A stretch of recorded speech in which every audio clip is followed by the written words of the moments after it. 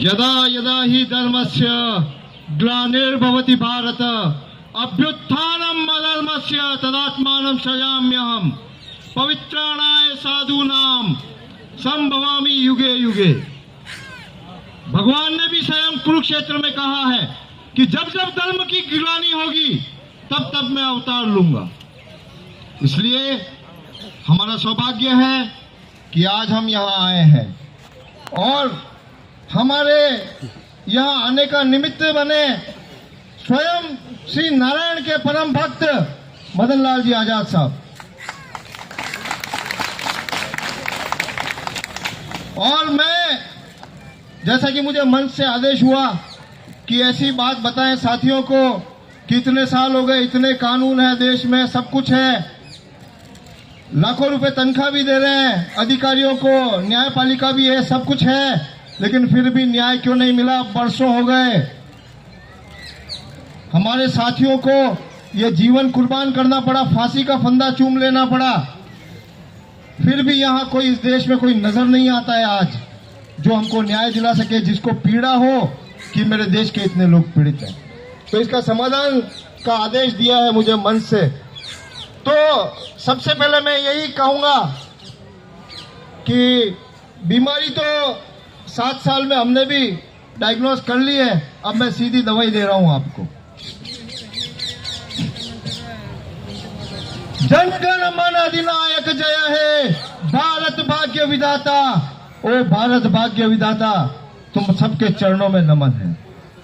ओ मतदाता, तुम ही हो भारत भाग्य विधाता। कौन है ये भारत भाग्य विधाता?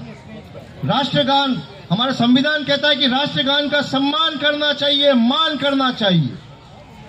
तो आप बताएं, सबसे पहले हम कहते हैं ना, जन गण मन अधिनायक जय है, भारत भाग्य विधाता।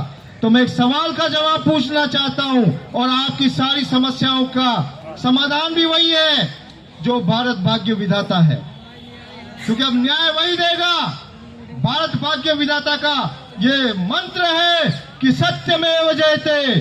मैं चाहूंगा एक बार कि आज से जब हम घर लौटेंगे तो एक नया नारा लेके जाएंगे। सभी मेरे साथ बोले, सत्यमेव जयते, सत्यमेव जयते, सत्यमेव जयते, सत्यमेव जयते, सत्यमेव जयते, सत्यमेव जयते। और सुन लो दिल्ली वालों,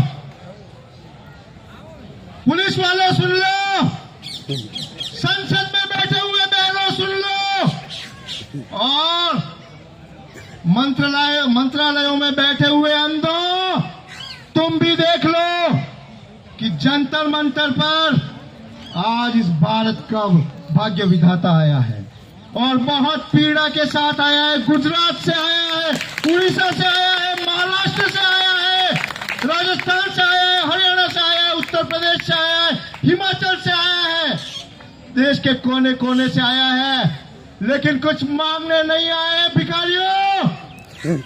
हम 1 मई 2025 को ये घोषणा करने आए हैं दिल्ली में कि अब सत्य का शासन स्थापित होगा।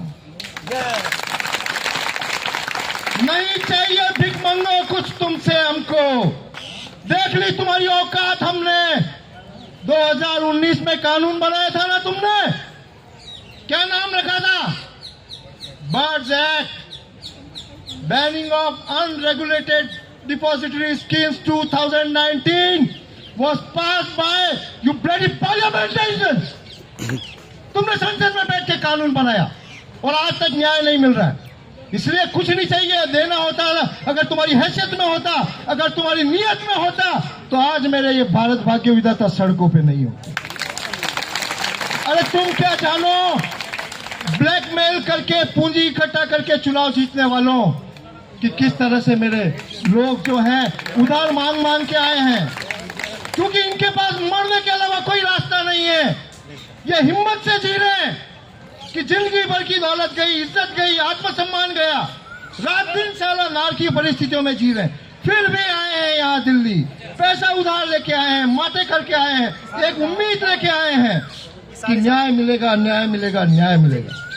और ये इसे आत्मविश्वास से जा रहे हैं कि अब भले ही तुम न्याय दो या मत दो, अब न्याय होके रहेगा, क्योंकि सत्यमेव जयते। सत्य की विजय सुनिश्चित है साथियों, और दवाई अभी बाकी है। सब सोच रहे होंगे भाषण तो दे दिया खूब, पर बताओ तो सही क्या होगा। इस आत्मविश्वास के साथ जाओ वापस, जब जाओ कि अब हम कुछ लेने के लिए आए हैं, लेकिन अब हम इस देश को देने जा रहे हैं। अब यहाँ प्रत्येक बैठा हुआ जंतर मंतर में बैठा व्यक्ति क्रांतिकारी नेताजी सुभाष चंद्र बोस की आजाद हिंद फौज का फौजी है। मंजूर है? जय हिंद, जय हिंद। मैं बोलूंगा जब तक सूरज चांद रहेगा, आप बोले नेताजी सुभाष चंद्र बोस तेरा नाम रहेगा। जब तक सूरज चांद रहेगा, नेताजी सुभाष चंद्र तो नेताजी को 1 मई के दिन सलाम करते हुए, प्रणाम करते हुए किस देश को नेताजी सुभाष